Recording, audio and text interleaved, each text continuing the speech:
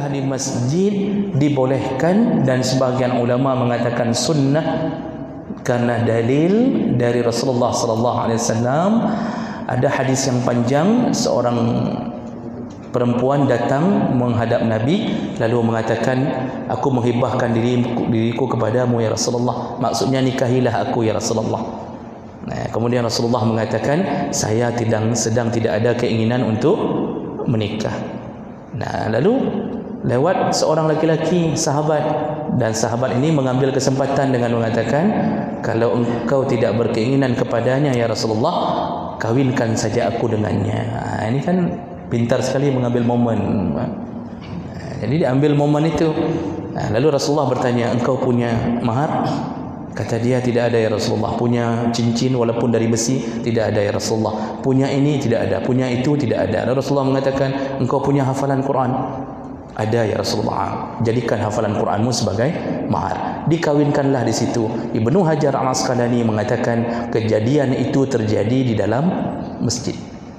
Dari situ berpijak bahwa menikah dalam masjid dibolehkan, tidak mengapa. Namun harus dijaga jangan sampai terjadi maksiat. Perempuan-perempuan yang sedang haid, itu jangan biarkan menikmati duduk berlama-lama dalam masjid, karena jumhur ulama mengatakan al-labas awil maqsu dalam masjid itu tidak dibolehkan bagi perempuan haid, dan ini diremehkan hari ini. Kemudian lintu baru, darah baru, rombongan mereka ramai sekali yang tidak salat tahiyatul masjid.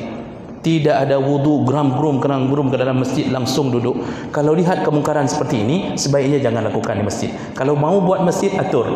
Pengurus atur bahwa suruh salat tahiyatul masjid, yang perempuan duduk di teras masjid, jangan masuk ke dalam masjid.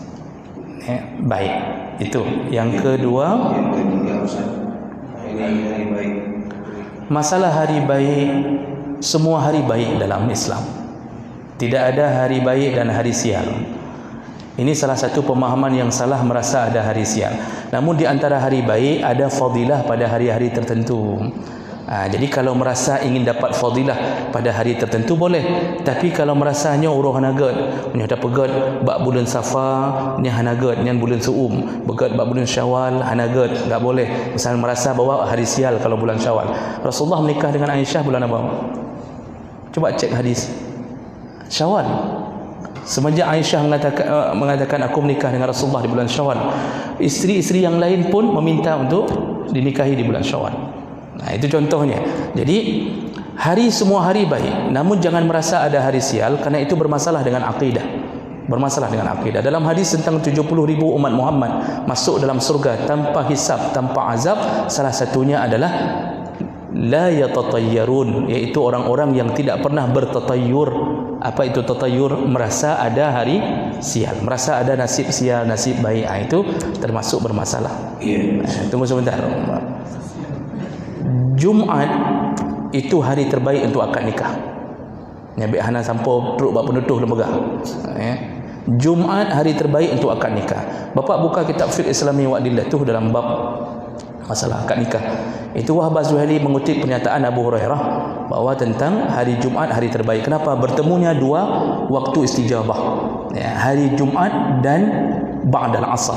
Disuruh akad nikah terbaik hari Jumaat dan ba'dal asar. Itu bertemu dua waktu istijabah. Jadi ketika kita mendoakan tentang barakallahu lakuma wa baraka alaikuma, diijabahkan Allah insya-Allah sehidup semati, hidup bersama dalam sakinah, mawaddah warahmah. Jadi hidup dengan si sakinah, dengan mawaddah, dengan rahmah, hidup bahagia insya-Allah. Benar. Dan yang keempat, dipajang. Sebenarnya tidak ada tuntunan untuk memajang, terutama memajang darah baru. Kalau lintu tidak bermasalah. Kenapa? Karena Nabi waktu membuat acara walimah perkahwinannya dengan Zainab binti Jahshin dan dengan semua isterinya tidak dihadirkan. Hanya Nabi yang memanggil sahabat. Hadis-hadis menyebutkan dengan walimah, membuat walimah untuk Zainab, Rasulullah menyembelih seekor syah, seekor kambing. Ketika dengan Safiyah beliau menghidangkan kurma dan samin, dan itu tidak dihadirkan isterinya. Jadi hanya buat antara sesama laki-laki saja di saat itu. Jadi sebenarnya enggak ada tuntunan memajang si darah baru. Yang penting orang tahu bahwa kita sudah menikah. Karena begitu dinikmati itu bisa menyebabkan dosa. Ini insyaAllah kalau hanya bersalawat demi mengharapkan kemuliaan, walaupun kalau ditanya dalil, adakah dalil waktu berbaris itu bersalawat, tidak ada.